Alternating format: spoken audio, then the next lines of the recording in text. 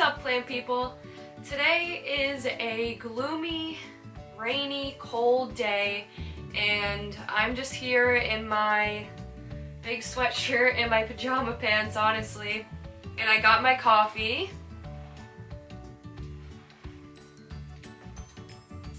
So, today I figured we can talk about ferns because I have acquired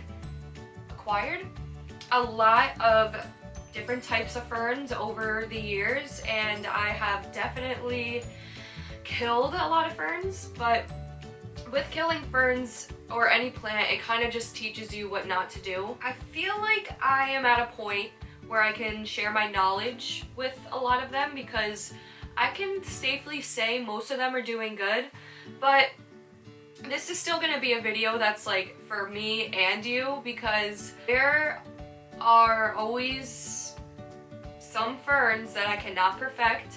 There's always room for improvement, and yeah, I'm hoping that you guys can help me a little bit as well because I have some ferns that I've been able to keep alive, but they're just not doing great. But I really hope that you like this video. I'm just gonna share with you the ferns that I have and how I take care of them. Some of the ferns I'm not gonna take down only because if you know what it's like to have a lot of plants, sometimes they're just like positioned perfectly and you don't want to move them, or like they're like kind of entwined with other plants and you just don't want to mess it up. So that's kind of the deal with some of them, but I'll take the camera off and record them separately, but I'm just not gonna have them here in front of me. You know what I'm saying?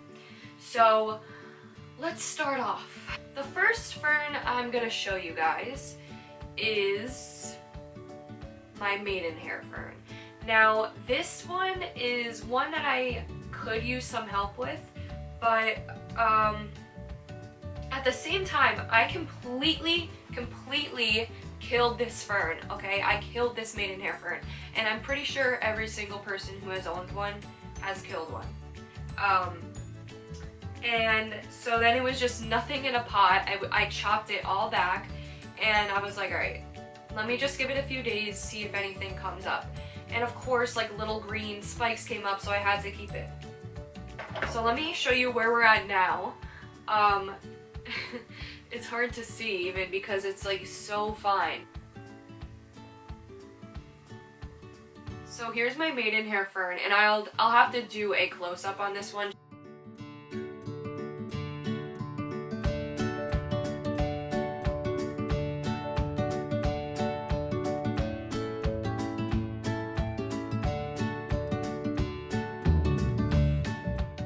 I think that she is like just so gorgeous the way she's so lacy, and I know she's not that full, and I know she's kind of leaning, but listen, this is like kind of a victory for me because going from having a full one when I bought it to it crisping up and dying and then cutting it back and having nothing to having this, you know, that makes you feel good. And the thing that I have learned with maidenhair ferns is you want to keep the soil evenly moist at all times. The second you let this dry out completely is the second that it will crisp up and just be dead. And also you don't want to give this guy too direct light either because that'll also make the leaves crisp up. And another thing is you're going to want to have good drainage for this. You're going to want to have it like evenly moist at all times, but you also want it to be able to drain.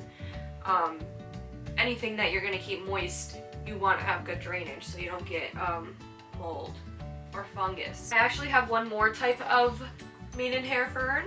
This one, same story. Died, and then came back, and then died, and then came back. So this is where we're at right now with this one. Another thing, they're gonna want humidity, and they're gonna want a lot of it. That goes for any fern. If you've had one, you know. Leave any comments to any tips for me, and I'd appreciate it. Now I'm gonna go on to my asparagus fern. So this next fern is a type of PLUMOSUS fern, I think. And I think it's a type of asparagus fern. So I just have it in this glass pot, and I know there's no drainage hole, so don't come at me. But yeah, I really like these type of ferns, and I struggled with them in the beginning. I didn't water them frequently enough, and he's pretty long. Oops. He's pretty long.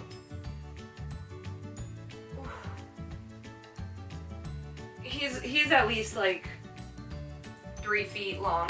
With these, I used to not water them enough, and same thing with these. If you let them go bone dry, they will crisp up, they will turn yellow, and they will fall.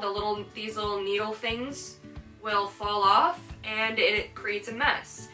That happened to me in the beginning when I really didn't know how to take care of them, but now I really don't have that issue because I keep them watered and I keep them in high humidity, and I am always, they do get mealybugs, okay? They do get, this one in particular gets mealybugs. I've cut this guy back a lot in order to get rid of mealybugs and the yellowing, and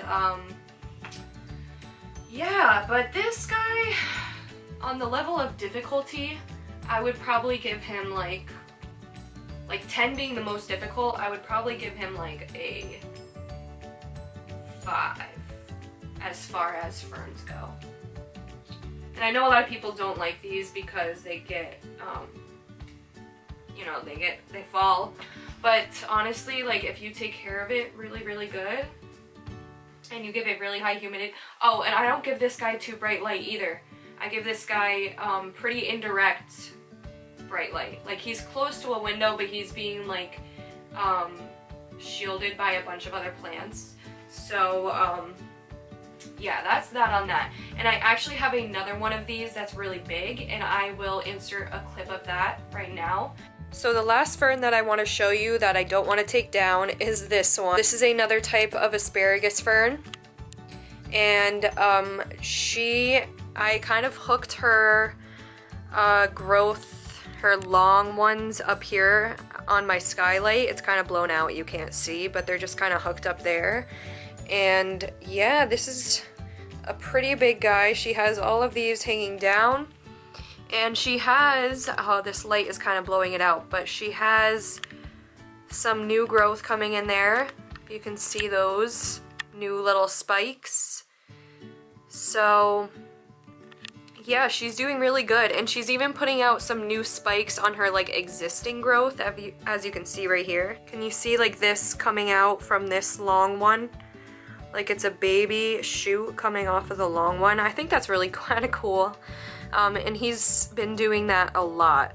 So I really like this asparagus fern. I had issues with him, but he's doing okay now. I also cut him back quite a bit, but that's how he's looking right now. Pretty good, pretty good.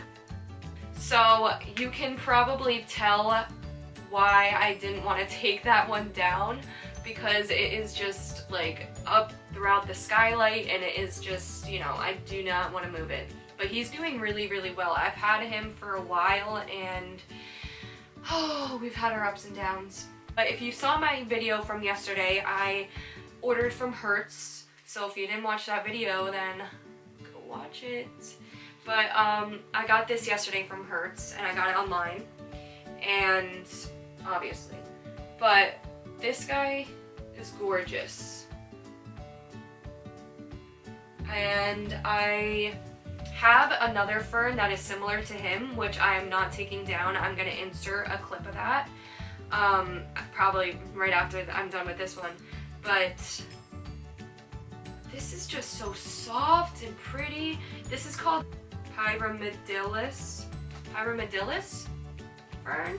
I think it's like they call it an Egyptian pyramid fern because it kind of like goes straight up like that. It is really pretty. It's like a lime green, and this guy, I'm pretty sure I'm just going to keep the soil moist, and I'm going to keep it in high humidity and, you know, medium light, and I'm pretty sure he will be pretty happy. Now I'm going to show you my other type. I think it's Asparagus SETACEUS. Oh, here is my baby. This is my pride and joy. I think this is a type of Asparagus SETACEUS, and just look at her.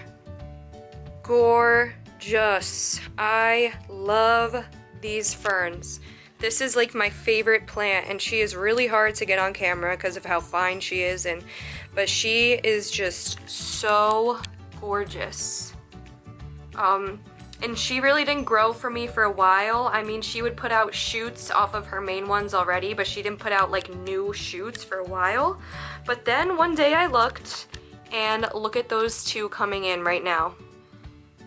Yeah, so I really, really love this fern. These two new little growths have been growing like an inch a day, and I kid you not, I swear.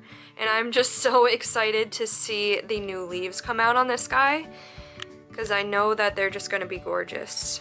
Like, look. Love him. You can see.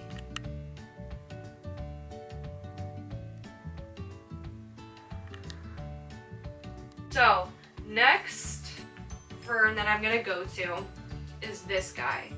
And this,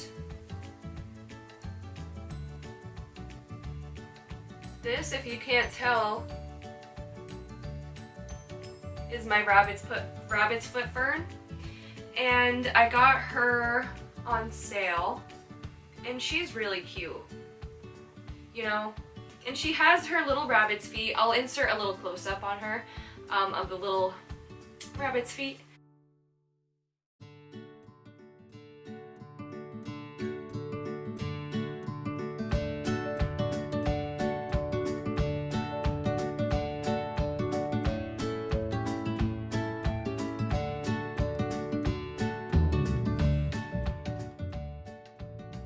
But I'm really excited for them to like start crawling on the outside of the pot and all of that, because I saw Plantarina, her rabbit's foot fern has like crazy rabbit's feet, and I was just like really inspired, so I picked this one up. And with her, she drinks a lot. I water her pretty often, and she's been putting out a lot of new growth. So yeah, and she just gets medium light. That's my rabbit's foot fern. She's a little girl, little lady, but I like her.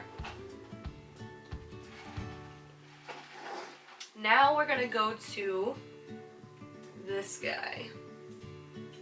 Now, this is my enemy. So this is a silver lace fern. And I'm pretty sure there's a few different types of varieties of this fern, but yeah, this is the one I have. And she really doesn't look that bad, I won't even lie, she doesn't look that bad. On the tag that it came with, it says that it is a tiger fern, and I don't think that that's what it's called, but it says it's a Nephrolepis exaltata, but I don't think that's right, to be honest. I think this is just a silver lace fern. She crisps up really easily, she can't take direct light, and she needs humidity. So these are not the easiest, like this is probably one of my most difficult ferns to take care of. But I mean, she is pretty, and I've had her for a really long time. She just has never really like thrived for me. She does have a few little new growth, like little spurts coming out, but we'll see. I can't get rid of her, I just can't. You know what it's like. So the next fern that I'm going to talk about is another one that I've had some issues with. I think that anyone who has owned this plant probably has had the same issues as me and as everyone else. That would be this Boston fern. I don't know if this is an actual Boston fern, but it's one of those types. I think it's a Boston. And here's mine, and I actually just cut her back a ton. Like, I just cut her back like more than halfway, and because I'm really just trying to get her to do well. She has like new growth coming out, I don't know, man. I don't know what I am doing wrong with her. She gets really great humidity because she is always in this room, which is always at least 50% humidity, and she's not getting bright light. Maybe she's not getting enough light.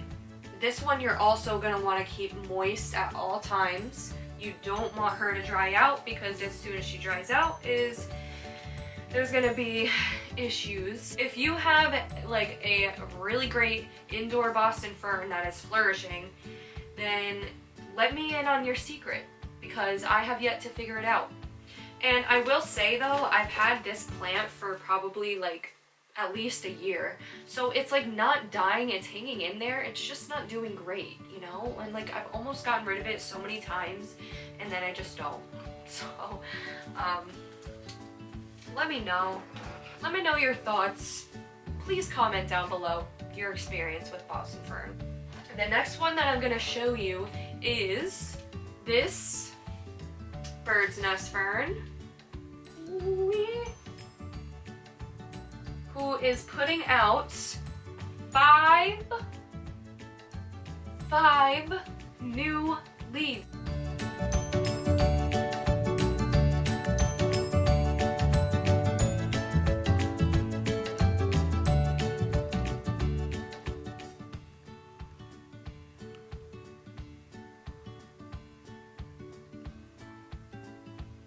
She has like these really pretty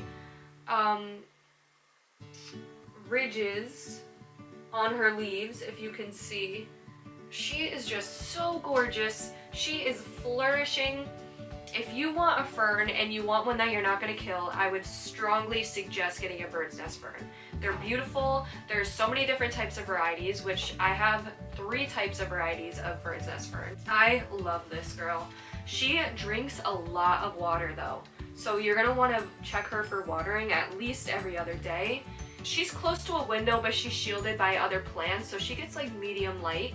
And yeah, I mean, also, I don't think these need as much humidity as other ones, but of course if you want to avoid crisping of the leaves, especially at the tips, then you're going to want to keep this in a higher humidity. That's with any fern, as I said. So here is another type of bird's nest fern, which I think has become a little bit more popular lately. And this is commonly known as a crispy wave fern. I actually got this from the grocery store for like $5.99. She is gorgeous, right? And you just take care of her the same as you would any other bird's nest fern. She is very easy to care for. Medium light, and check her for watering pretty frequently because they do drink a lot. And yeah, I mean, she's just really an easy plant. Here's my other bird's nest fern, and I didn't want to take her out because she's kind of like in this little corner. But she's been doing really good. Like if you can see this leaf, that is a totally new leaf. And she also has another one right here, looking really good. And she has a new leaf coming in there. Can you see that new leaf? So cute. So I really love this plant. Like, she is just gorgeous. She has like more wide leaves than my other one, and yeah, she just stays right back there. So the next fern that I'm going to be showing you is another Boston fern like fern, and this is her. And yeah, she's just really difficult to keep indoors. She probably doesn't look that bad right now on camera. I really don't have much to say because it's very difficult. I mean, if you have some tips, please let me know. So that's her. Comment if you have any of these and which one is your favorite, what type of fern is that you own is your favorite. So here is another one. This one, it says Austral Gem Fern. And this is from Exotic Angel Plants, so they don't always label them right. But this is her, and I actually really like this fern.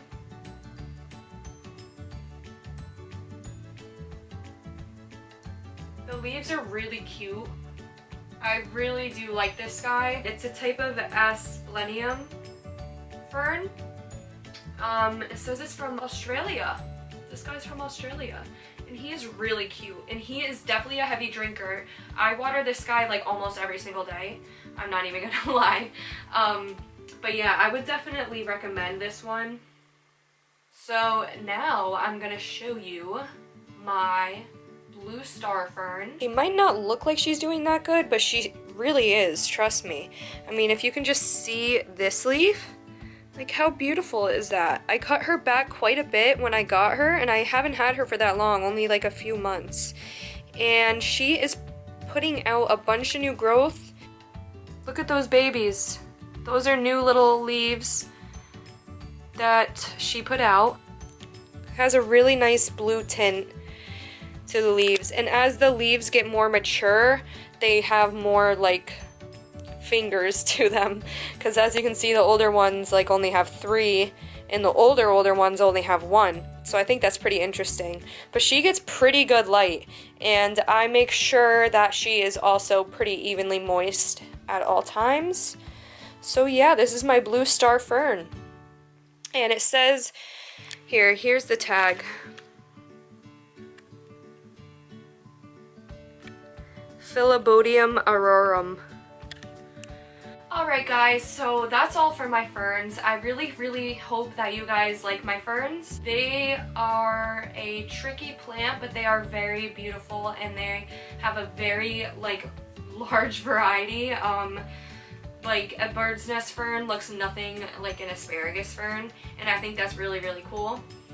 But yeah, I mean, I have acquired a lot over the years, and I have killed a lot, as I said, and I think that it takes you a few to, like, for ferns you have to kill a few in order to really get it down, which I know sounds horrible, but I don't know, it's just the truth. I mean, like this video if you like my ferns, and if you learned anything from this. I mean, the takeaway of the day is pretty much keep your ferns evenly moist and high humidity and medium light.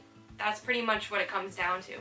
So yeah, comment your favorite one that you own, and also comment tips if you have any, if you can shed any light on ferns.